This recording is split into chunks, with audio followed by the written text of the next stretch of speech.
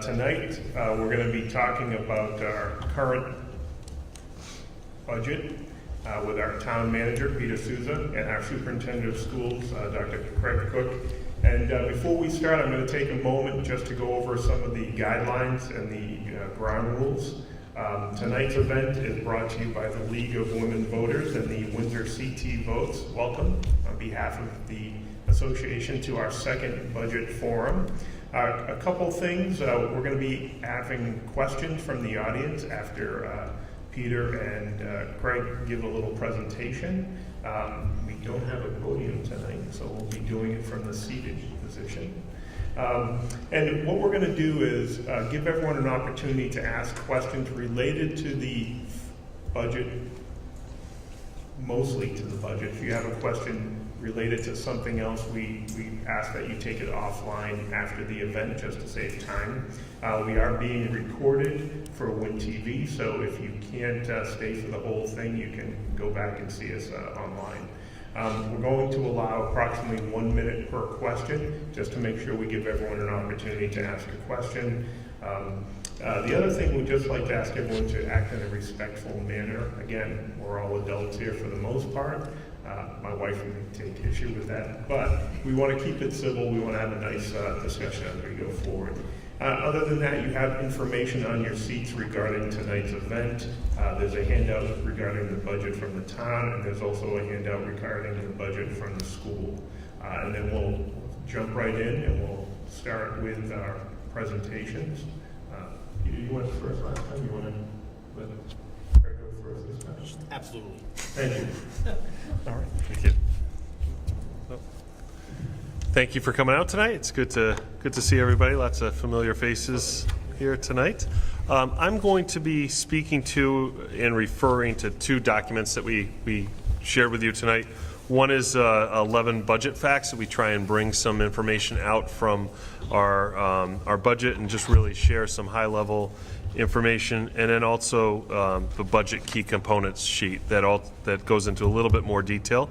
And every bit of detail that you'd ever want to see is available to you on the board's website under budget. So there's a tab on the Windsor Public Schools website, and that tracks the board's process through the budget and has the documents that have been shared with the Board of Education, as well as the full budget and the full budget from prior years as well. So you can go into great detail on the budget site. But one of the things I wanted to start with is really just where we are as a school district and what also drives some of our budget costs. We are seeing an increase in enrollment, which we're very, very proud of. We've seen numbers of students come back from magnet schools, students move into town, and our official budget count is shared with you on that document. We are now, as of October 1, at 3,250 students. As we sit here today, we are over 3,300 students. So as traditionally is the case in Windsor, we pick up students throughout the school year.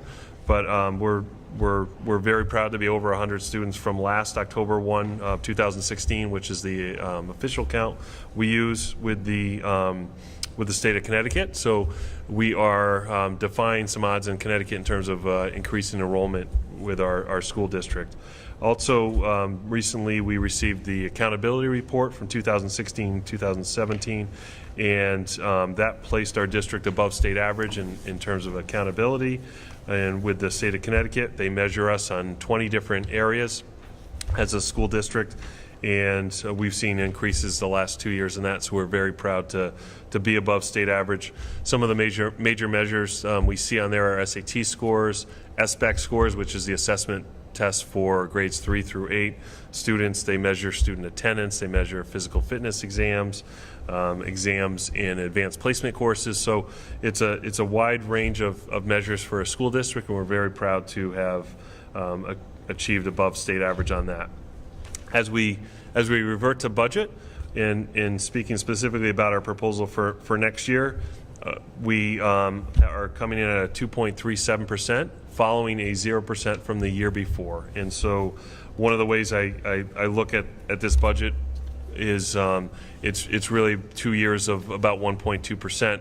together. We are not trying to make up everything we lost. We actually are not making up everything we lost even with this budget, because our fixed costs are over 2%, and so we are adding a few items to the budget, which I'll go through in detail. But for the most part, we are looking to maintain what we have, and that was the message that I received from our staff, from our principals, is that they feel we're being successful, that things are working, and we want to maintain the efforts we have in our budget.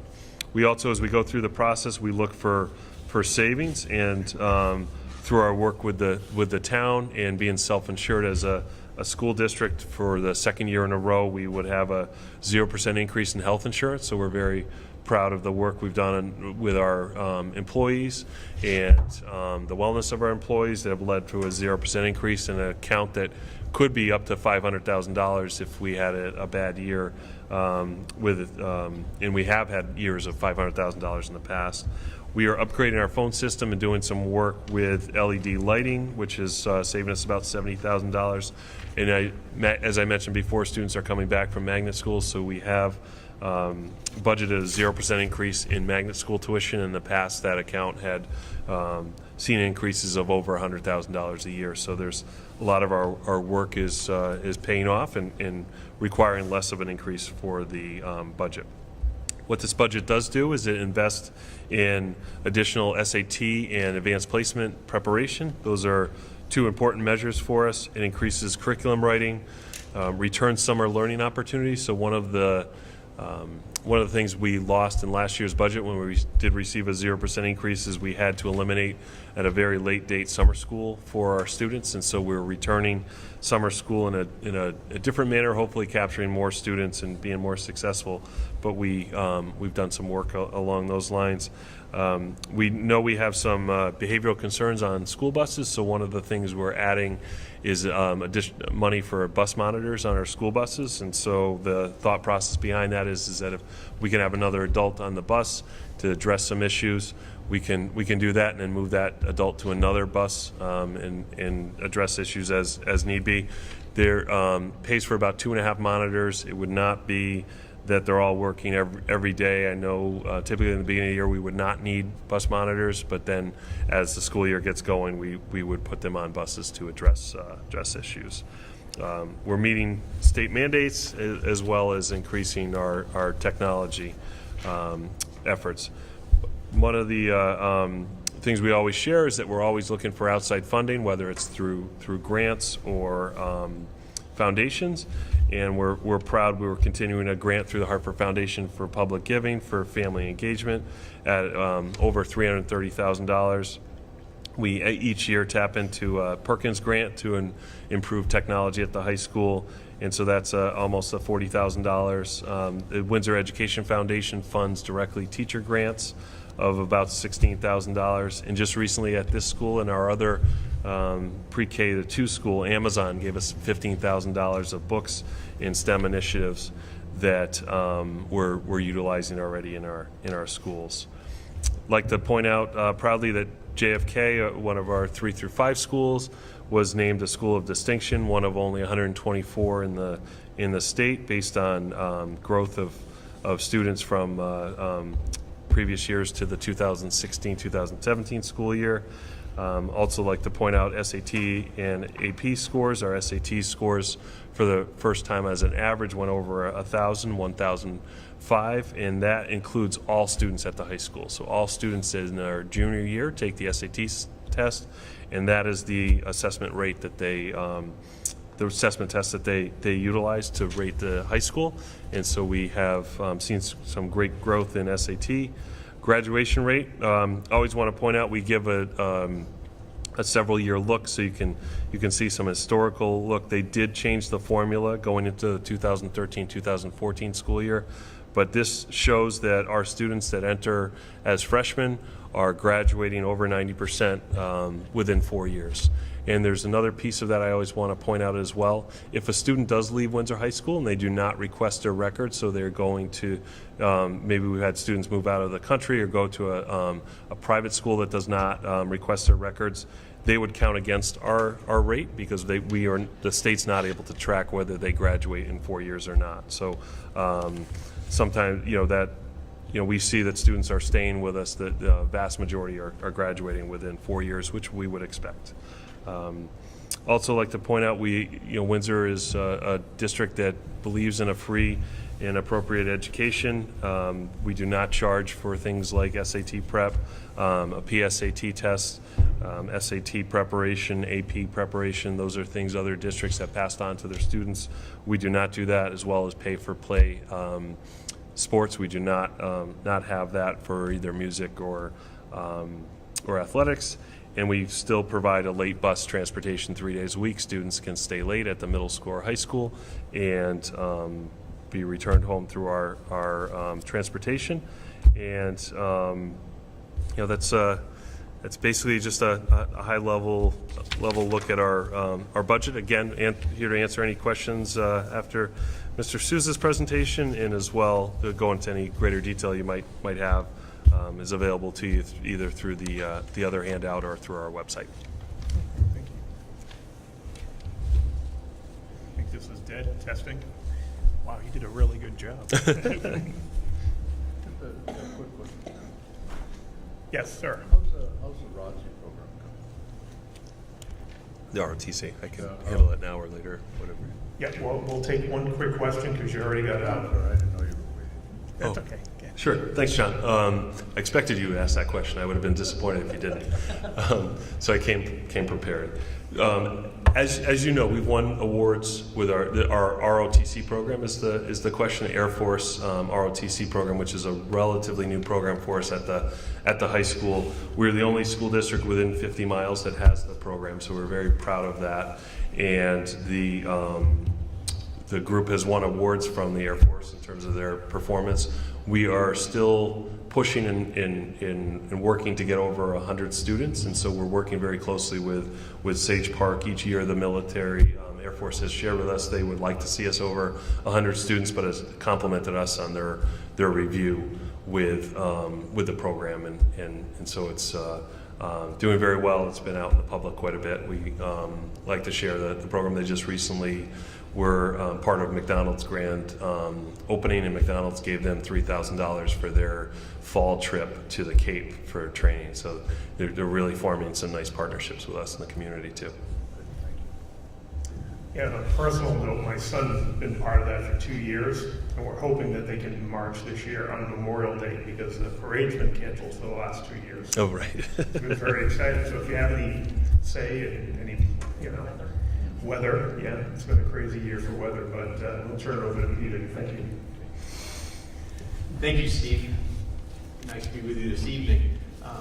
The town has many different responsibilities, goals, and objectives, which get manifested within the annual budget that's presented to the voters this year on May 8th. And overall, we can boil it down to a handful of main tasks, if you will. To provide for public health, safety, and welfare for its citizens, visitors, as well as the employees that work for our companies here in town. It also has a primary goal of providing quality education for our young citizens. Also to provide safe, usable infrastructure in public spaces, as well as to facilitate quality of life opportunities for all residents in town. And that gets embodied in the $115 million budget proposal that's before the voters this month. The budget builds upon a solid foundation, a foundation that has a very diverse tax base with over 26,000 jobs within the borders of our town. We have a AAA credit rating with Standard & Poor's, which helps reduce our long-term interest costs. We have stable general fund reserves. We also have available commercial and industrial land for future growth in our tax base. I suggest that we're well positioned to manage our existing debt, as well as to allow for ongoing capital reinvestment. The proposed budget preserves services along with addressing key service demands. I'd like to talk a little bit about some increases in the proposed budget. that are geared towards pay-as-you-go capital. We have well over $100 million worth of value in terms of our assets in town. That includes our roads, our school buildings, our other town facilities. So as you can imagine, that's a significant amount of, requires a significant amount of reinvestment over time. And those buildings and facilities range from buildings that were built in the 1800s all the way up to today's current buildings. And so we add all of our building square footage. And you look at some of the buildings on Dale Road, for example, the Voya or Hartford Life, we have over 4 times the amount of square footage that a Voya or or a Hartford Life campus has. Some of them are built in the 1800s, and some of them are built newer in the last 20 or 30 years. So we have a wide range of facilities to take care of.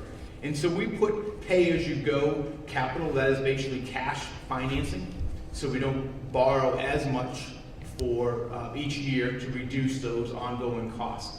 So this particular budget that the town council has proposed increases pay-as-you-go funding by a little over $1 million. And so I'd like to talk a little bit about where those dollars are proposed to go.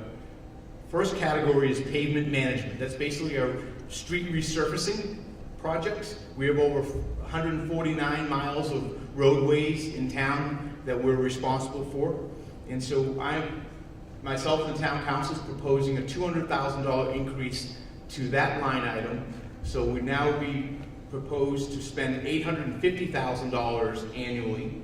And so what that additional $200,000 gains us is about 1 additional mile of roadway that can be repaved on an annual basis.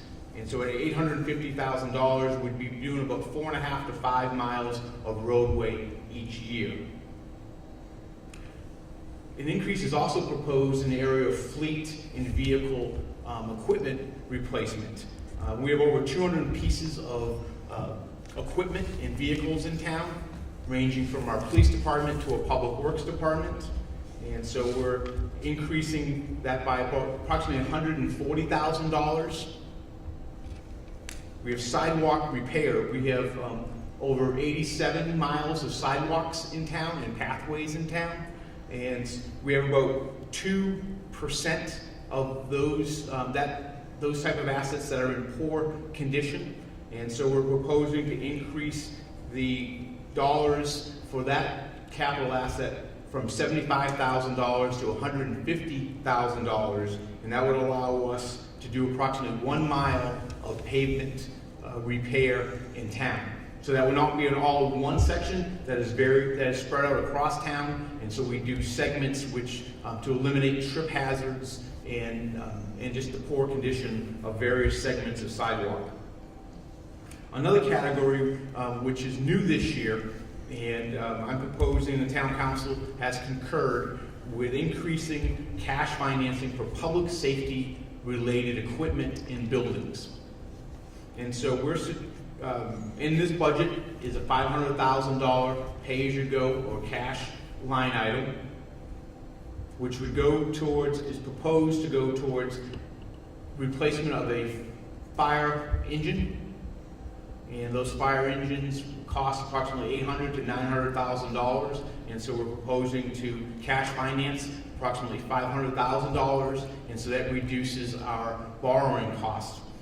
And putting it in context, if over the next 6 years the town were to invest $500,000 in cash each year, that would be approximately $3 million. That would be $3 million in pay-as-you-go funding versus borrowing $3 million. And that would save approximately $1.2 million in long-term interest over approximately a 25 to 26-year period. So we're looking at using cash financing to reduce some of our long-term borrowing. Now, we will have to always borrow money. As I said, we have over $100 million worth of assets, and so we will need to continue to reinvest in those assets. But this increase in pay-as-you-go financing does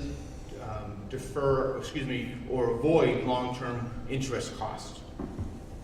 The budget also continues to set aside funds to meet our long-term retiree health insurance obligations. The budget includes funds also to meet a rather large increase in the Metropolitan District Commission's sewer assessment. As you know, we pay for our water services directly through our bill as a user fee, but our sewer services, which we receive on a town-wide basis, are paid through what they refer to as the ad valorem assessment, or through our taxes. The budget also sustains our adult daycare program, which is known as our Caring Connection, and so it sustains that, which serves some of our most frail seniors in our community. We do have positive growth in our grand list, which last year I was not able to report. Last year we had a decrease in our grand list, but this year we have seen a significant increase at approximately 2.5% growth. We are assuming level funding from the state of Connecticut in terms of the state aid that we receive. And so that puts us in a relatively good position this year. Looking historically over the past 6 years, the change in the mill rate has averaged 1.4%.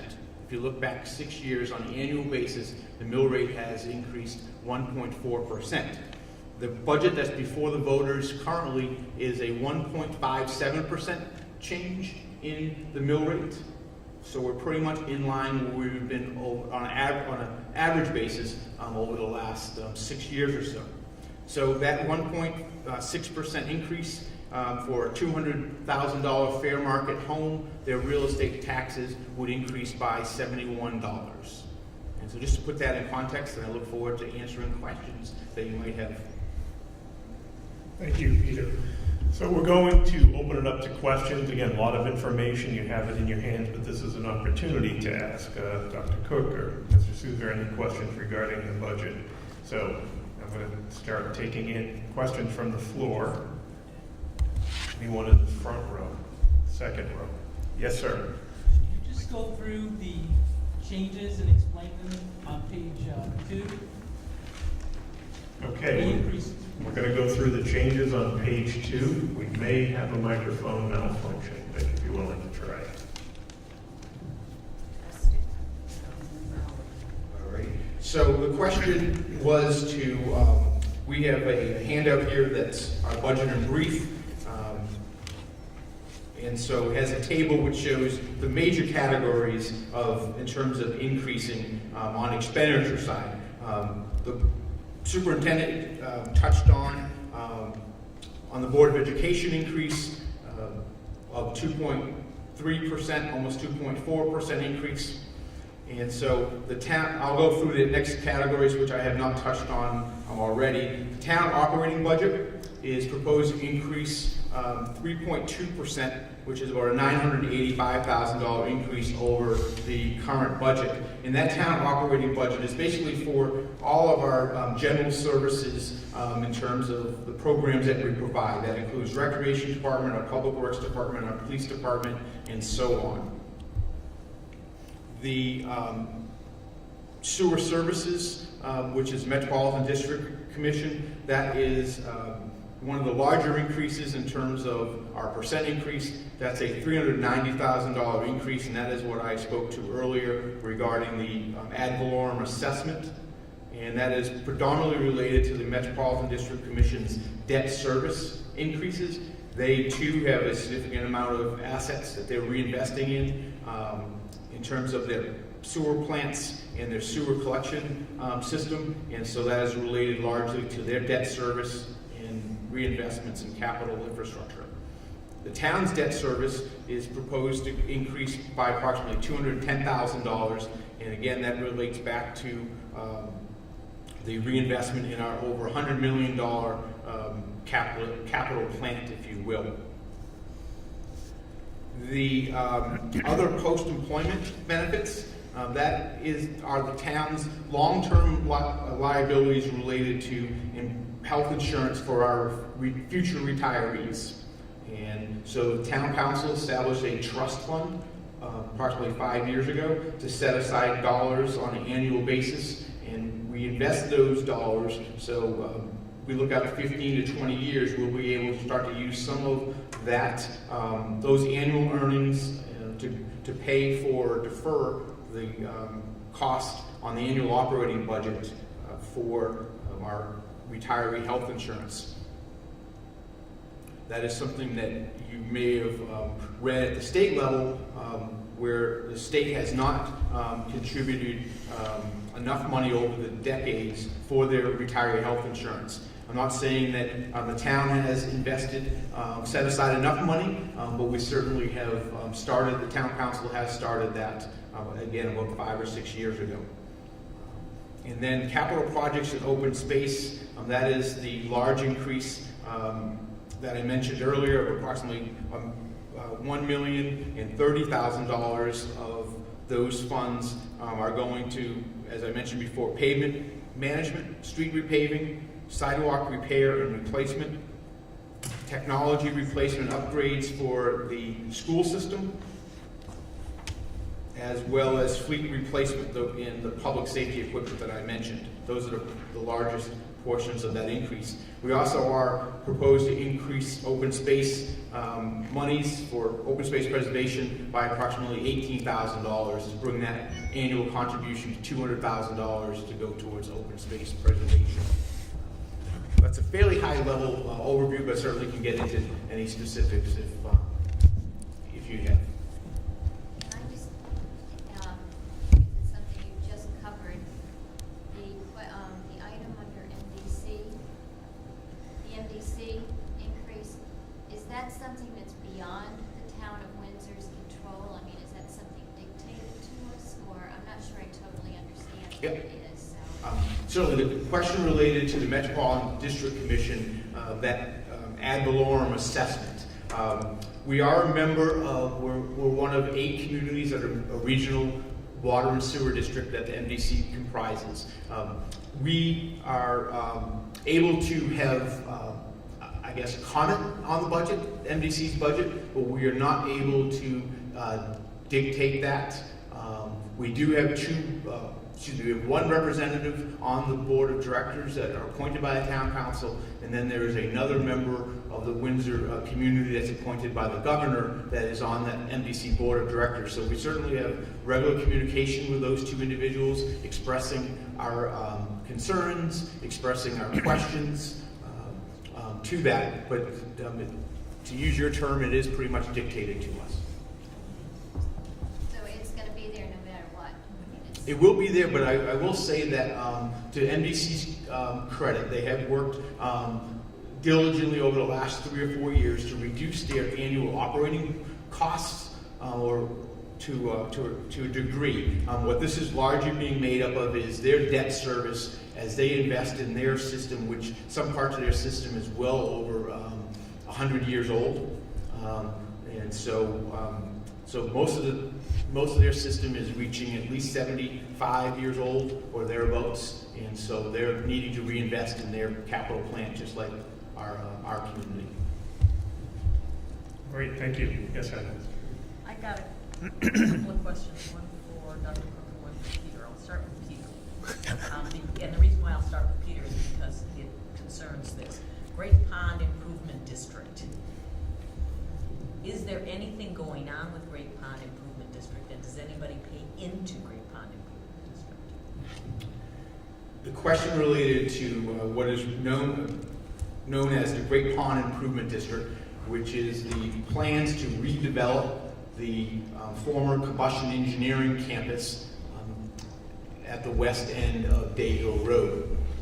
And so the town has entered into, back in 2012, 2013 timeframe, a revenue sharing agreement with the redevelopers of that property. That property continues to be marketed for redevelopment. We are optimistic that within this calendar year, there will be announcements regarding the first phase of that project. And so at this time, the property owners do pay monies on the taxes on the property. And so those monies come to the town. The base amount is $80,000, which the town retains on an annual basis. And then any revenue that's received above and beyond that $80,000 gets split 50-50, with 50% of it coming to the town to be used as part of our general revenues. And the second half goes to the so-called improvement district, which is set aside for future infrastructure costs as that project and that program moves forward. And so that's set aside in a segregated fund to pay for long-term costs related to that infrastructure. And so at this point in time, the the property owners are paying, if I can do that math on the fly, approximately $260,000 to the town, and about $95,000 is being set aside for the future infrastructure related to that project. Dr. Cook, we had been, or are still, and that's the question, part of the Alliance, termed as an Alliance school, which meant we got additional funding to improve our schools. Are we still on that list? And if at some point in time we're off that list, what happens if that money goes away? Great questions. So in 2011, 2012, based on the results from the year prior, the district was placed on as one of 30 Alliance districts. And what that meant was that based on the results, it was 30 districts in the bottom of the rankings for the districts at that point to receive funding and support from the state. The amount has fluctuated that we've received during that time frame, and currently the district receives $580,000 roughly of funding for the Alliance district. Districts have not been allowed to move off of that. There are currently now 33. They've added 3 districts through the legislator to do that. Windsor today would not qualify as an Alliance district, so we would not be one of the bottom 30 districts if they measure today. We've had constant conversations with the state in that I think there's a positive to being removed and then a concern of funding, because we received that funding during that time frame, other districts received increases in the state grant that goes to the town, the education cost sharing grant. So we wanted to make sure that Windsor was treated fairly if we were to be removed as an Alliance district. They have decided not to do that. We still receive the funding. If we ever were to be removed, we've asked for a plan to slowly remove us from that process, but we've been told that would not happen for next year. So we would continue to do that. I will say, based on what we spend that money on, there are some critical staffing positions that we would look to continue in our budget in other ways. It's less than 1% of our budget, but it still is a significant amount of money. There's critical staffing positions we would look to figure out other ways to do, and then there are positions we would maybe discontinue if we were faced with that. One of the things that was already asked about tonight, the Alliance grant funds, is the ROTC program. So we have 2 teachers in that program. One is paid for by the Air Force, one is paid for by the district, and that grant is funded that. That's an example of a position I would look to have funded a different way, whether it was to ask for additional funding that year or to eliminate another position to make sure that continued because it's been so successful. So no clear-cut time frame in terms of that, but I do know that we're expected to stay with that funding for next year. Thank you. Other questions? Yes, sir. First one, for the Board of Education budget, one of the largest increases is under transportation. Could you just give a little more information on why?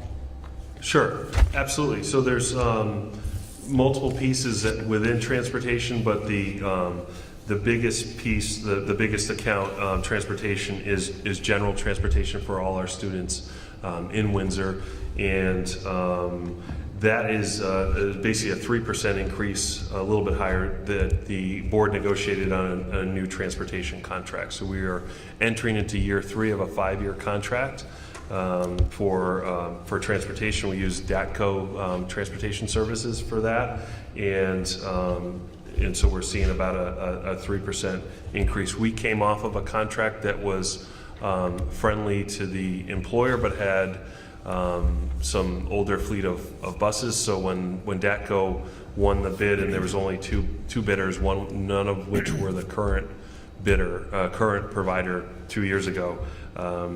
But when DATCO won the bid, they brought in all new buses, and that cost was basically somewhat spread out through that contract. So it was about a 3% increase.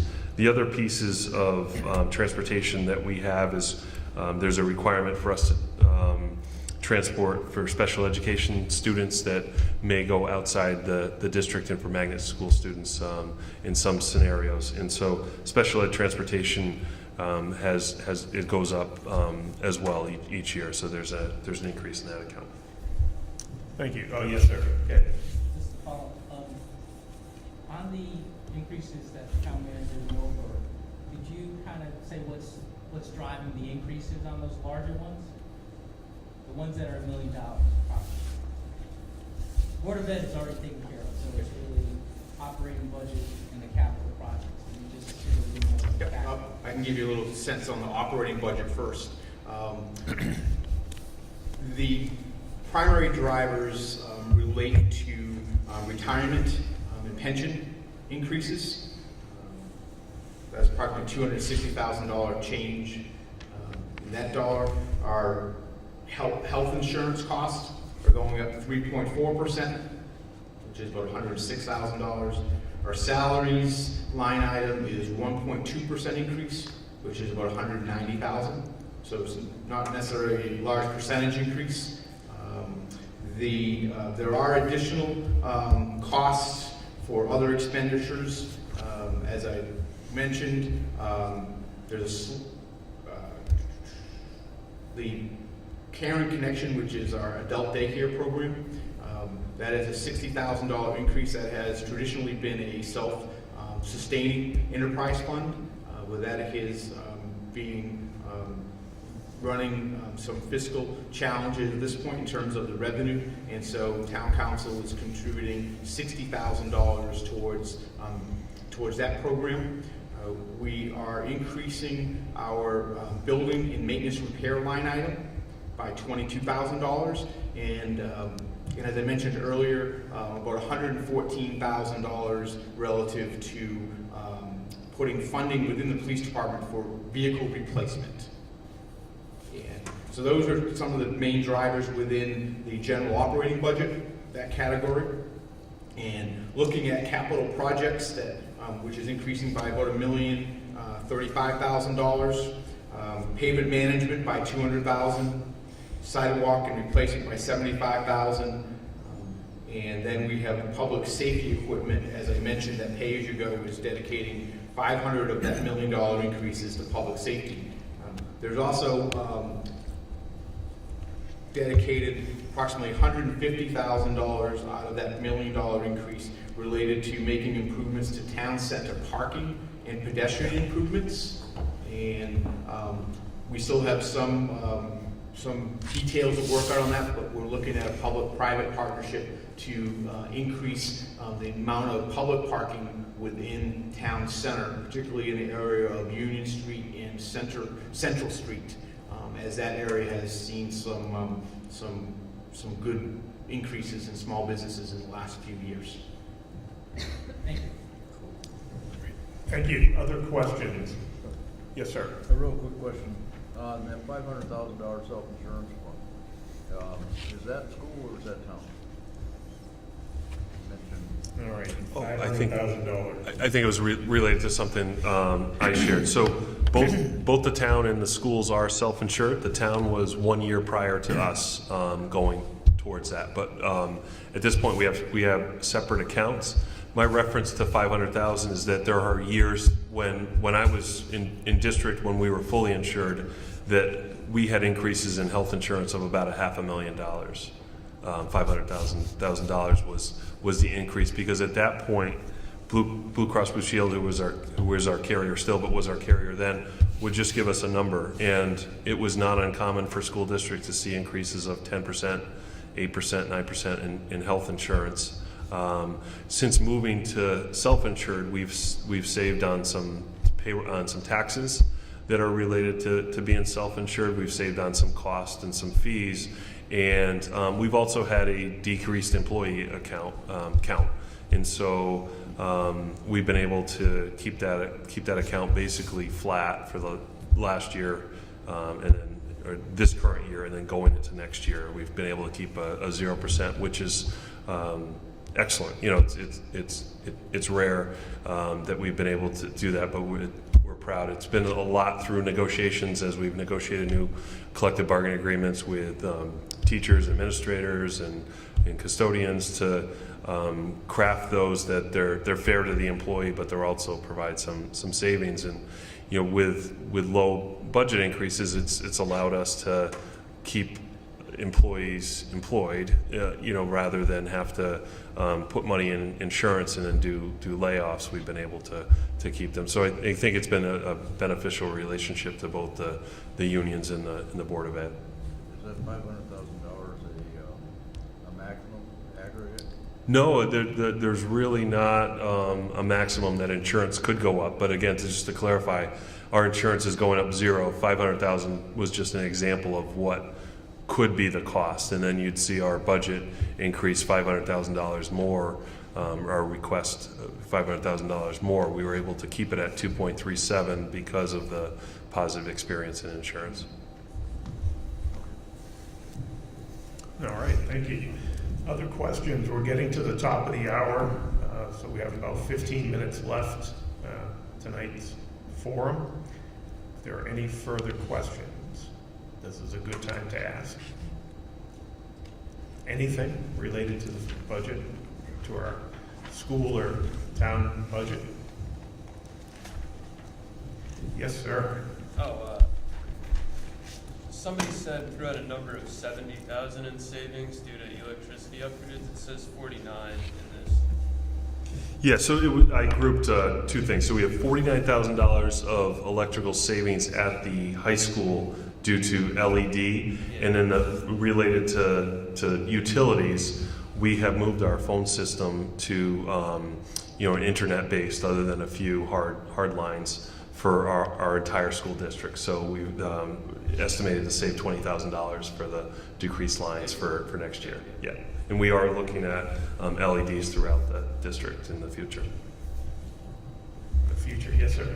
You have another part too? Yeah, I was just going to say, does the town have any plan to do the same thing? If we save so much at the schools, could we do that in town buildings? We have revamped a number of our town buildings. Town Hall was redone with LEDs maybe 3 years ago now. We've done a number of our exterior lighting at our buildings. We also have solar on 3 school buildings, I believe, at this JFK. point. And JFK, Oliver Ellsworth, have solar. 330 Windsor Avenue Community Center also has solar on its roof, as well as the smaller building at the public safety complex that the ambulance uses also has solar. So we've gone into that. We have geothermal systems at Northwest Park at the Nature Center, as well as at the Wilson Branch Library. And so to varying degrees of success. And so we probably won't be doing, the cost of geothermal is fairly significant, and unless you have the right characteristics within the soil. So we'll probably be sticking with our solar, and as well as looking at opportunities for our LEDs. But we have used LEDs. Our library has a fair amount of LEDs, but we recently analyzed that and to convert the remainder of it, and it was because of the lighting, the cost of disposing of the current lighting in some portions of the library, it was not cost effective to switch to LEDs. And so we always do that cost benefit analysis. And I was disappointed in seeing that we couldn't convert 100%, but we do have a portion of the library does have LEDs as well. Can I do a follow-up on that? Certainly. Have you done an analysis on the street lightings that we own? And do we do LEDs there? How much time do you have before me to answer that question? I'll give you a short synopsis of that. We have done an analysis of purchasing the streetlights. The majority of the streetlights in town are owned by Eversource, and they have converted the vast majority on the residential streets already to LEDs. So we do see a slight savings in terms of that cost. It does not get passed on 100% to us, as that is regulated by the state's public utility regulating agency. We have looked at it for some of our streetlights that we own, particularly along Day Hill Road, Kennedy Road, and International Drive, but we did not see again, that cost benefit does not come out to the positive. It's a very long, probably 12 to 15 year payback when you look at the streetlights, and so we did not pursue that at this time. Thank you. All right, other questions? A lot of good information. Yes, sir. So first, comment, I'm well aware of other town situations, so I feel very lucky to live in Windsor and all the great assets that we have and great management, things that are going on. But I know that when you do these budgets, sometimes you're gonna sacrifice something. So I'm curious, what is it that we're not doing that you would love to do? And maybe we're gonna see in 2 or 3 years. Yes, the question was, are there things, and I'm paraphrasing, are there things that are not reflected in this budget that we're seeing in terms of service demands or future needs? And I will say that in terms of the capital investment, we're doing what's reflected in this budget, in my estimation, is pretty much the bare minimum in terms of reinvestment. And so as we look forward, hopefully the cost of oil does not dramatically increase, because that impacts the amount of asphalt that we can purchase. And so hopefully over time, that is, if it increases, it's incremental and fairly stable. In the service demand area, I feel comfortable where we are, was presented, although we always look forward to, we're an aging community, and that we need to make sure that we are keeping an eye on what those demands and services are, particularly with our most low income seniors and our most frail seniors, so that they are provided for in future budgets. But I do feel comfortable with what we have here, but as I look down the road 5 to 10 years, we may need to be looking at different ways of providing transportation services for our seniors. The last thing we want to do is have our seniors isolated in their homes. And one of the larger projects that the town council has been discussing over the last year or two is the investment in our public safety complex. Our public safety complex was originally built in the 1960s, was partially renovated and expanded in the early to mid 1980s, and so it's reaching its end of its life cycle. And so and also its functionality, the ways of providing public safety today and the needs of their equipment and their facilities are much different today than when that facility was constructed. And so after this budget is adopted, I expect the town council will be taking a serious look at how we reinvest and meet the next 4 decades of public safety facilities here in town. Thank you. All right, we're going to have time for one more question because of time. Craig? I don't know if Craig, you want to respond to that?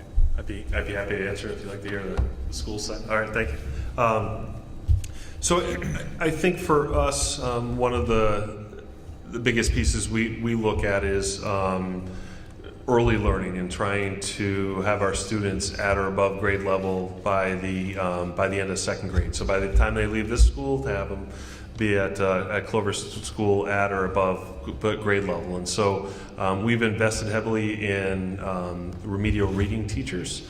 And this budget delayed remedial math teachers in favor of tutors based on cost. And really what we were being mindful of where the state of Connecticut is and the need to pass a budget and put forward a reasonable budget. And so we delayed teachers in terms of tutors, so we believe we'll still be able to service the students, but ideally we'd be able to have additional teachers in place. We are spending as we should be, and I'm fully supportive of this. A lot of our major maintenance money, which is the money that we utilize for kind of the minor work within buildings, the painting, the furniture, the flooring, things like that, on safety initiatives, as you can imagine. And so safety being our biggest concern for our students and our staff. And so a lot of that money this year in plan for the summer is going into that. Still would like to do the beautification projects that we need to do. We have facilities that are in very good shape, but they're aging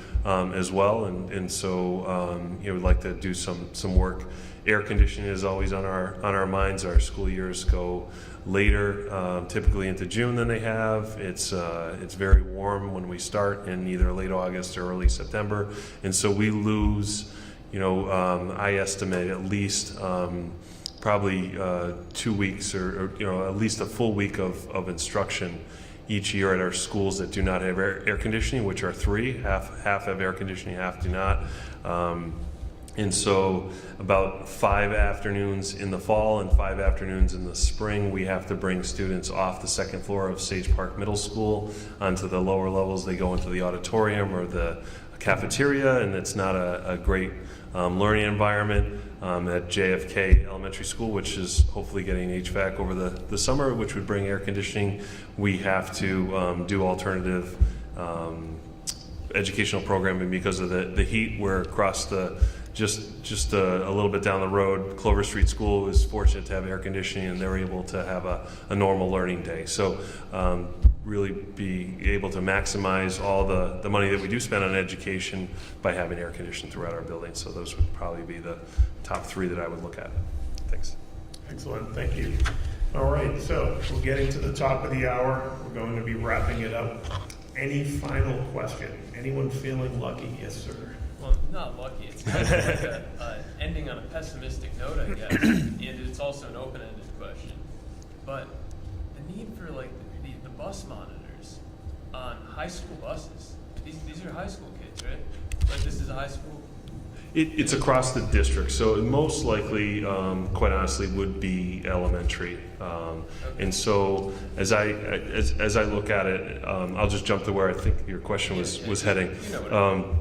So we have a bus driver who obviously we will all want their primary and sole focus of getting the students from school to the homes, and we could have up to 40 students on a bus run. And with the redistricting, students could be coming from the northern end of town going to the southern end of town, or vice versa. And usually our students, in the vast majority of the cases, they know we have really good technology. We have 4 cameras. We have audio on the buses now.